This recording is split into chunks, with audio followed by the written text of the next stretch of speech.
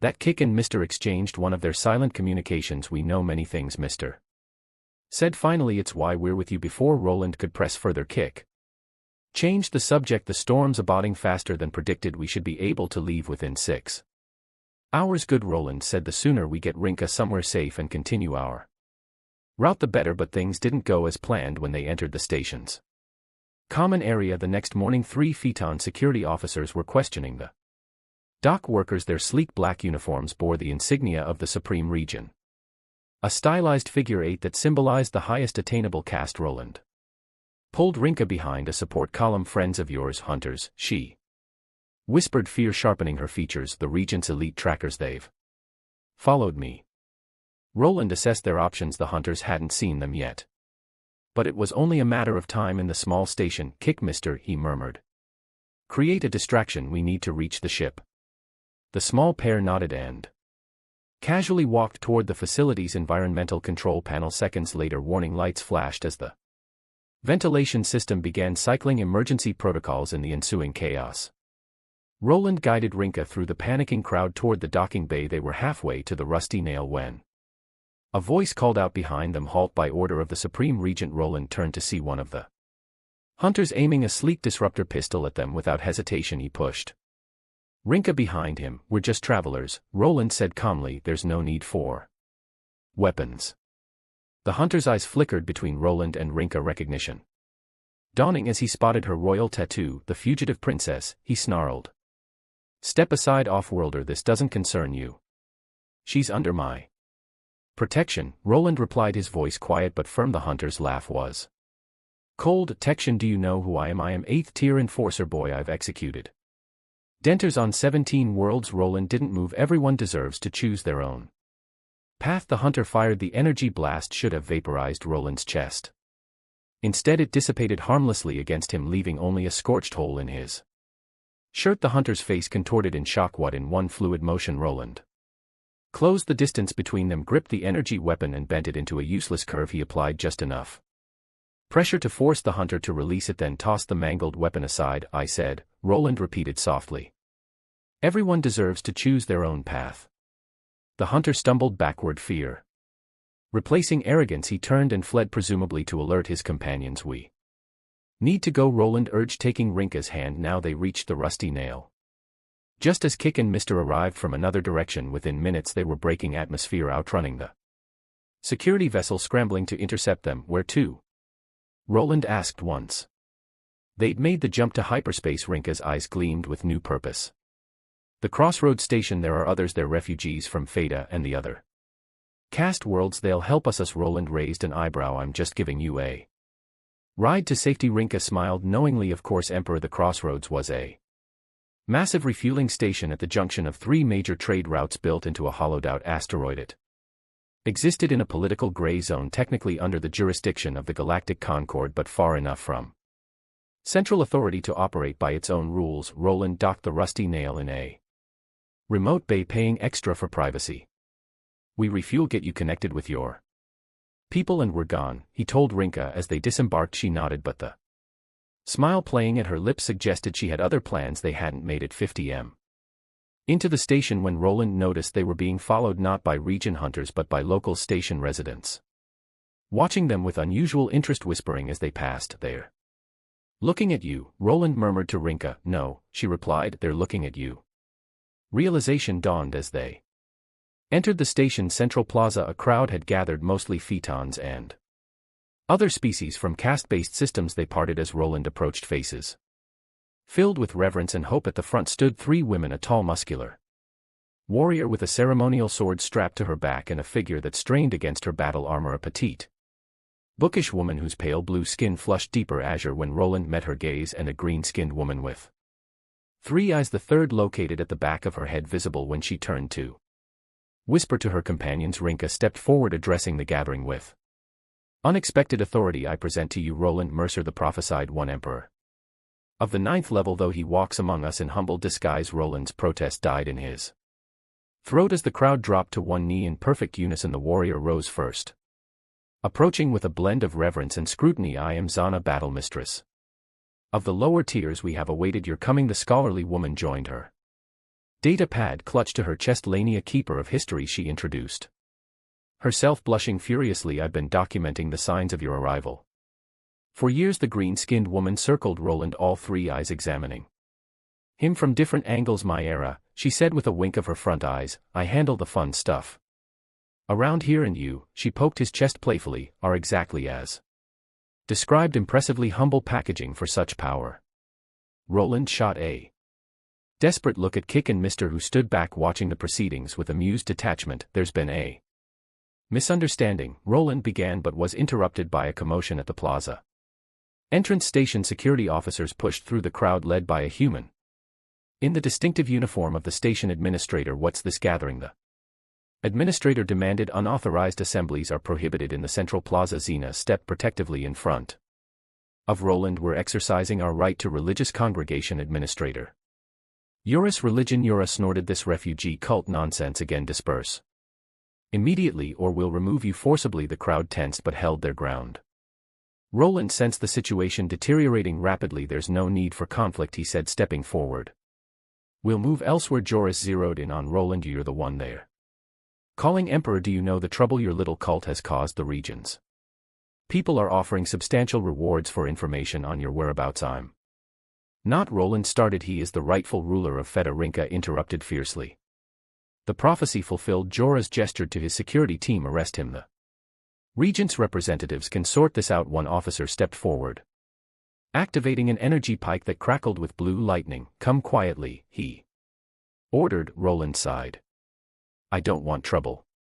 Too late for that, the officer said, jabbing the pike toward Roland's chest. Roland caught the weapon's shaft. For a moment he and the officer were locked in an apparent stalemate. Then with minimal effort, Roland bent the supposedly unbreakable energy pike into a useless curve. I said, he repeated quietly, I don't want trouble.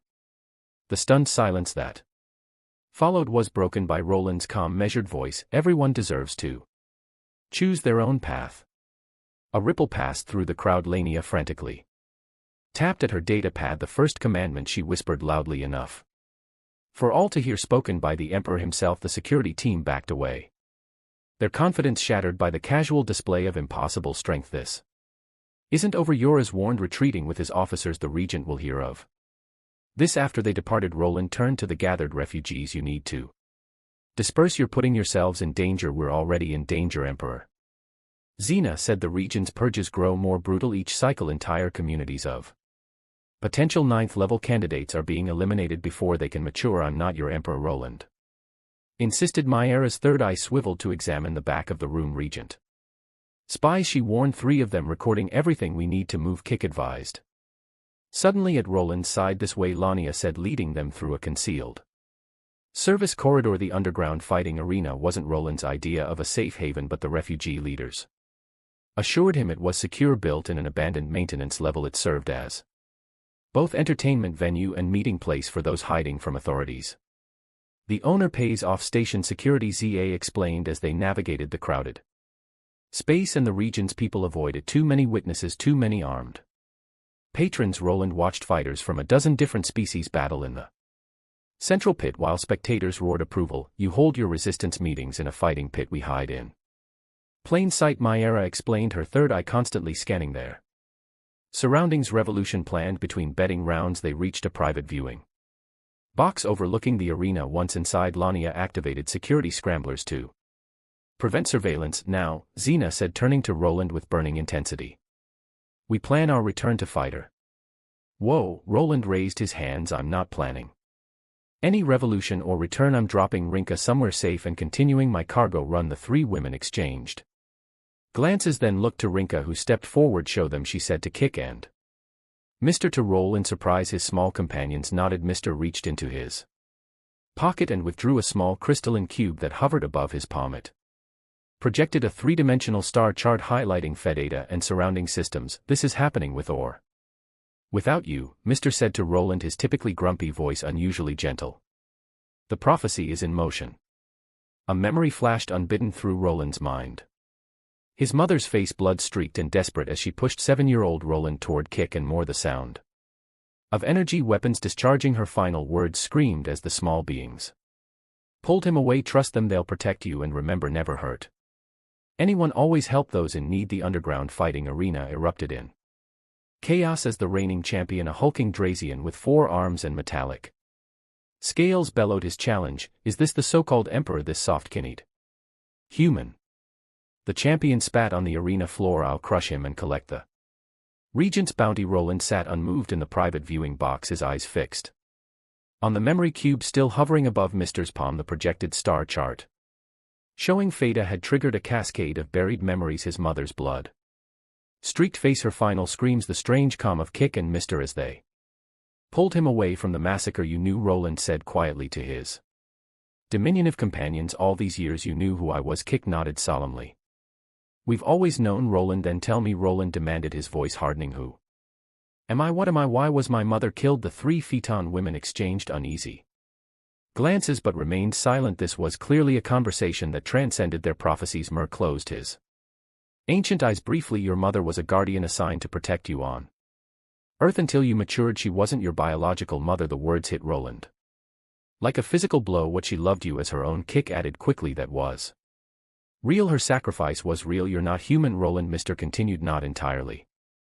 Your biological structure appears human, but your capabilities are something else. Roland's mind reeled. Deep down he'd always known he was different. His strength, his resilience, his rapid healing, but he'd attributed it to some classified military experiment his never discussed father might have been part of. What am I then? He asked, his voice barely audible. A prototype, Mr. answered. A perfect fusion of human genetics with something older, much older, like you. Roland guessed. Kik shook his head. No, we are watchers. We observe, record, occasionally guide. You are potential made flesh. The crowds chanting outside the viewing box grew louder, demanding the mysterious emperor face the champion. Rinka approached Roland, her violet skin luminescent in the dim light. She knelt before him, taking his hands in hers. Does it matter who your parents were or what combination of genes created you? You are who you've always been, someone who helps others without demand for reward, someone who has power but chooses restraint. Roland looked into her electric blue eyes, finding unexpected clarity there. I'm not your prophesied savior, Rinka. Perhaps the prophecy found you rather than you fulfilling it, she suggested. Does the difference matter when my people suffer? Before Roland could answer, the viewing box door burst open. Xena stood there, her ceremonial sword drawn. Regent's forces have breached the station, she announced, her voice tight with controlled panic. They're executing suspected rebels. We must evacuate now. Roland stood, decision crystallizing. Get everyone to the rusty nail. We can hold 20 in emergency capacity, and the rest. Lania asked, her data pad clutched to her chest. Contact your resistance ships, Roland instructed. Tell them to rendezvous at coordinates. I'll transmit once we're clear of the station. As the others rushed to evacuate the refugees, Roland turned back to Kik and Mr. We'll finish this conversation later. Yes, Mr. agreed solemnly. When we're not about to die. The news of the miracle at Eldoris spread like wildfire across the galactic sector. Eyewitness accounts, some exaggerated, some eerily accurate, described how the prophesied emperor had emerged from nowhere to bend energy weapons with his bare hands, how he'd faced down the region's elite forces with nothing but quiet words, how his small guardians had revealed themselves as ancient beings of tremendous power. Within 3 standard weeks, what had been a scattered resistance movement transformed into a full-scale revolution. Ships bearing the newly adopted symbol of the 9th level. A stylized leather jacket appeared throughout Phaeton space, disrupting supply lines and liberating outlying colonies. Roland watched these developments with mingled amazement and unease from the bridge of the rebel flagship Veneration. The former luxury cruiser had been repurposed as a command vessel, its opulent entertainment decks converted to house refugees and fighters. The 7th Quadrant Fleet has declared for us, Lania reported, entering the bridge with her ever-present data pad. That brings our military strength to 67 capital ships. Not for us, Roland corrected. For themselves. They're declaring independence from the caste system, which they do in your name, Myra pointed out, her third eye swimming to watch the tactical display. Same difference, Roland sighed. Despite his protests, he had become the figurehead of a revolution he'd never sought to lead. His every casual remark was recorded by Lania and disseminated as the Emperor's wisdom. His habit of questioning rather than commanding was interpreted as the ultimate expression of 9th level humility. Kik and Mr. sat nearby, monitoring communications. Since their partial revelation about Roland's origins, they had been more forthcoming with their knowledge, if not their ultimate purpose. The Regent has consolidated his forces around Feda. Kik Reported 17 capital ships in a defensive formation. Preliminary scans indicate anti-orbital weaponry has been significantly enhanced. Mr. added there. Preparing for siege. Roland studied the tactical display. How many civilian casualties in an orbital bombardment? Millions, Xena answered grimly from her position at the weapons console. The major cities are unshielded, then bombardment isn't an option, Roland said firmly. With respect, Emperor Xena argued a swift, decisive strike could. No, Roland cut her off. I won't be responsible for civilian deaths. The regent won't hesitate to sacrifice his own people, Myra warned all three of her eyes now focused on Roland. That's his choice, Roland replied, not mine. The bridge door slid open and Rinka entered. She traded her medical scrubs for a sleek flight suit that complemented her violet skin. A commander's insignia gleaming on her collar. The past weeks had transformed her from desperate fugitive to confident leader, though her reverence for Roland remained unchanged. The fleet is assembled, she announced. We're ready for the jump to Feta. Roland nodded, then gestured for a private word. They moved to the tactical alcove. Screamed from the rest of the bridge, I still don't want to lead this revolution, he told her quietly. Rinka's blue eyes softened. I know that's precisely why you must. That's circular logic again, he said with a wry smile. It's not logic, it's truth, she insisted. The regent craves power, demands it, kills for it. You reject power even as it gathers around you. Your presence alone will prevent bloodshed. Many will surrender rather than fight against the ninth-level emperor. Roland wanted to argue, but experience had taught him the futility. Instead, he asked the question that had been troubling him, and after if we succeed, what then? A smile curved Rinka's violet lips. Then you rule justly. As prophesied. I'm not a ruler, Rinka, I'm a cargo hauler who got caught up in something bigger than himself. She reached up, touching his cheek with slender fingers. Perhaps that's what makes the best rulers, those who never sought the throne. Their moment was interrupted by the tactical alert. Fleet reports ready, Zaya called, awaiting your command, Emperor. Roland took a deep breath, then nodded. Make the jump. The rebel fleet emerged from hyperspace at the edge of the Phaeton system, a formidable array of ships united by nothing but faith in a prophecy and hatred of oppression. Directly ahead, the regent's forces held position in a defensive sphere around the jewel-like planet. They're powering weapons, Mr. reported from his station, opening a channel. Roland ordered. Kick looked up in surprise. They won't negotiate. I'm not negotiating, Roland replied. I'm giving them a choice. The main view screen flickered, then displayed the bridge of the regent's flagship, a tall Phaeton male with elaborate horn adornments, and the figure 8 insignia of the 8th level glared back at them. His violet skin was darker than Rinka's, etched with the lines of age and cruelty. This is Supreme Regent Tyvek, he announced, his voice dripping with disdain. You will surrender your vessels and the false emperor immediately or face annihilation. Roland stepped forward. I'm Roland Mercer, the one your people call emperor. The regent's eyes narrowed. The impostor who manipulates ancient superstitions for personal gain. I don't want your worship, Roland said, his voice calm but carrying unexpected authority. I don't want your blood. I want your people to decide their own fate without castes or predetermination. If they need a symbol, I'll be that symbol, but I won't demand more than I can give. A visible ripple passed through the regent's bridge crew. Several officers exchanged glances, their rigid discipline momentarily shaken by Roland's words. Pathetic, the regent sneered. You think pretty speeches will sway trained loyalists? Open fire. But no one on his bridge moved to comply. The weapons officer stared straight ahead, hands motionless above her console. I gave an order, the regent shouted, face contorting with rage. Sir, the weapons officer said quietly, I request verification of that order. Verification? You dare question me? I am the Supreme Regent and I am sworn to protect Feta, she replied, still not moving to engage. Weapons, the prophecy states. Silence. The regent drew his ceremonial disruptor and aimed it at the officer's head. I'll do it myself. But before he could reach the weapons console, his own guards moved to block his path. Stand down, Regent, the senior guard commanded. By ancient law, the potential emergence of a 9th-level emperor requires verification through the trial of legitimacy on the rebel flagship. Roland watched the unprecedented scene unfold. The regent's bridge had erupted into controlled chaos, the command structure fracturing before their eyes. What's happening? He asked Rinka. The verification protocol, she whispered, her eyes wide with wonder. It hasn't been invoked in 300 years. The regent must allow you to stand trial for your claim. I haven't made any claim. Your existence is the claim, Lania explained.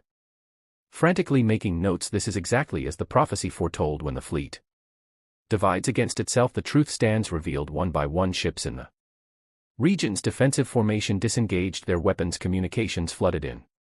Captains requesting permission to verify Roland's identity, officers invoking ancient protocols that hadn't been used in generations. Should we press the